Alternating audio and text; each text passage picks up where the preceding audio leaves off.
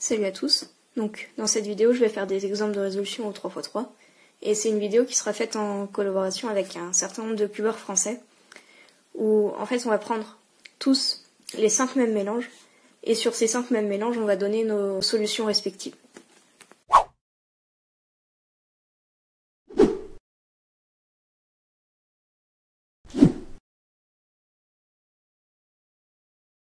Donc voici le premier mélange. Ce que je vais chercher en premier lieu, c'est un certain nombre d'indices qui vont me permettre de déterminer par quelle croix je vais commencer. Donc, ce qui me saute aux yeux directement, c'est que j'ai deux paires, une en jaune, une en blanc. Ce que je vais faire au final, c'est que je vais partir sur la rouge. J'ai trouvé une X-Ross en 6 mouvements, qui préserve aussi ce bloc-là. Ici, je fais ma X-Ross. Là, je prends un lock, comme ça. Donc là, j'ai repéré cette paire-là qui vient de se former, et donc je vais la résoudre sans rotation, comme ça. Si je la résous sans rotation comme ça va préserver cette sorte de figure sur les deux dernières paires. Et donc cette configuration va permettre de résoudre les deux dernières paires en même temps. Donc, comment on va procéder? Ce qu'on va faire, c'est qu'on va décaler la face D ici, ce qui fait qu'ici on a un emplacement dans lequel on va pouvoir insérer cette paire-là comme si c'était une paire normale. Donc, ici je vois que l'arête là correspond à son centre. Donc au centre de devant, ce qui fait qu'elle n'est pas orientée, et donc ça correspond à ce cas d'F2L là.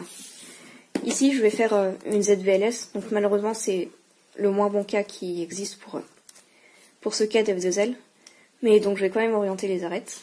Ça fait beaucoup de mouvements, mais au final ça permet de bien se bourriner, donc ça fait comme ça. Donc là je fais exactement la même chose ici.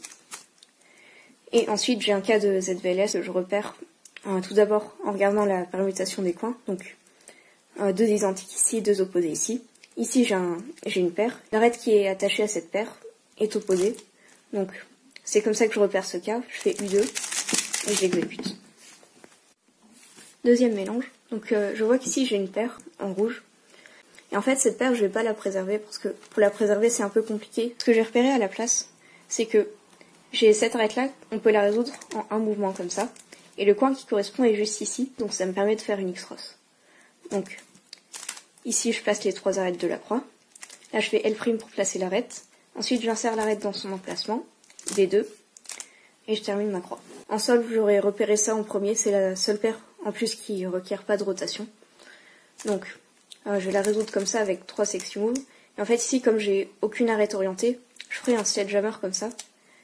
Et là, en fait, je vois que ça me forme une paire, donc je vais faire U' avant pour la préserver.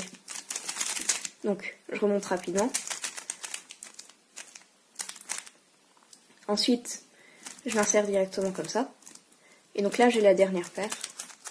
Et ici, en fait, je vois que ça va me donner un sun, donc je peux directement annuler. Et je peux directement enchaîner sur la paella. Ce troisième mélange paraît beaucoup moins évident. Puisque on a encore une fois une paire, mais elle est très compliquée à préserver. Ce que j'ai repéré cependant, c'est que ici j'ai deux arêtes opposées en un move. Ensuite j'ai celle-là juste au-dessus qui peut être insérée en 3 mouvements. Et quand je vais insérer cette arête-là, ça va me former une paire en 3 moves avec ces deux pièces-là. Donc ici je forme la paire.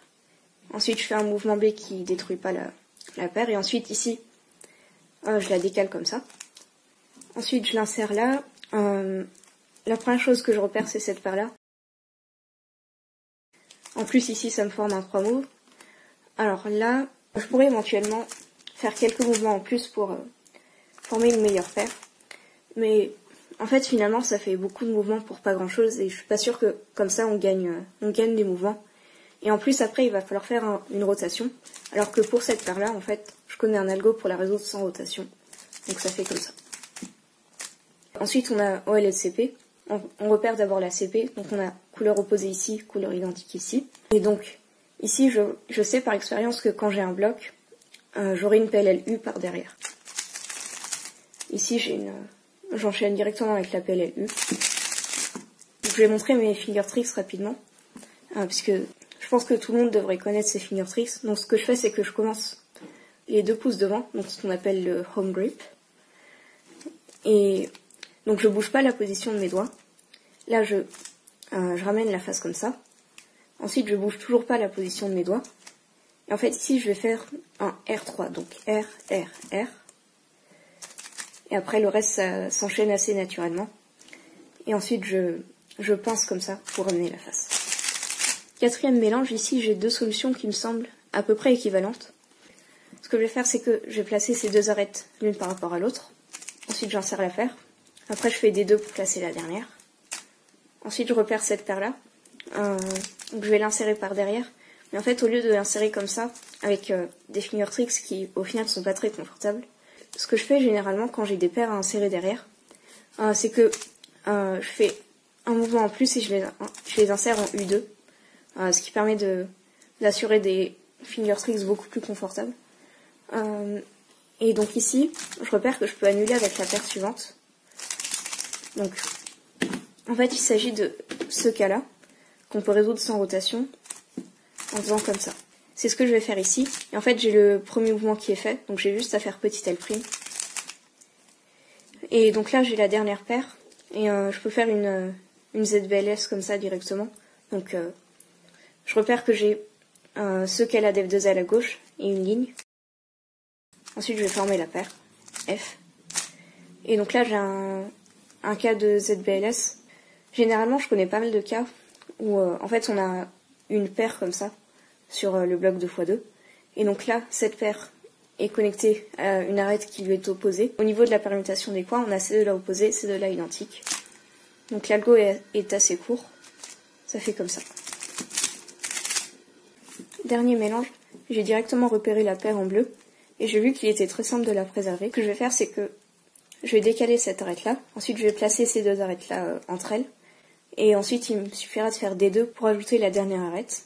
Comme c'est une croise très simple, je vais regarder rapidement si je peux voir ma deuxième paire. Mais en fait, tout ce que j'arrive à voir, c'est que cette arête-là va se retrouver ici. Donc, ça pourrait potentiellement être ma deuxième paire, pardon. Ce qui serait pas mal puisque j'aurai les deux paires de derrière résolues en premier, donc ce qui est optimal pour la visibilité. Et il est probable que ce coin-là se retrouve en haut. Donc on va voir ce que ça donne. Donc ici, encore une fois, je vais insérer comme ça, en U2. Surtout que ça me donne un meilleur cas pour cette paire-là. Parce que si je l'insérais comme ça, je serais obligée de faire ça, ce qui fait plus de mouvement. Ce que j'arrive à voir, c'est que cette arête-là va se retrouver ici. Donc ça pourrait potentiellement être ma deuxième paire, pardon. Ce qui serait pas mal puisque j'aurai les deux paires de derrière résolues en premier, donc ce qui est optimal pour la visibilité. Et il est probable que ce coin-là se retrouve en haut. Donc on va voir ce que ça donne. Donc ici, encore une fois, je vais insérer comme ça, en U2. Surtout que ça me donne un meilleur cas pour cette paire-là. Parce que si je l'insérais comme ça, je serais obligée de faire ça, ce qui fait plus de mouvement.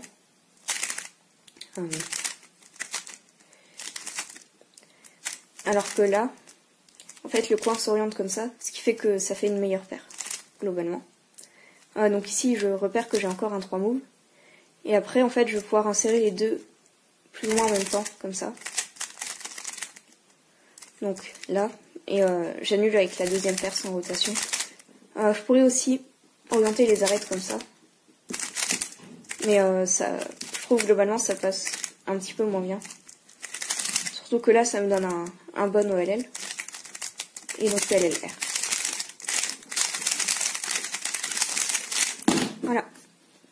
C'est tout pour cette vidéo, j'espère qu'elle vous a plu. J'espère surtout que vous avez appris des choses utiles qui vous permettront de progresser par la suite. Donc n'hésitez surtout pas à remettre la vidéo en arrière ou bien à me poser des questions dans les commentaires s'il y a certains aspects que vous n'avez pas compris. Je mettrai aussi le lien dans la description vers les vidéos de tous les autres Français qui ont participé à ce projet. Et bah donc sur ce, à plus.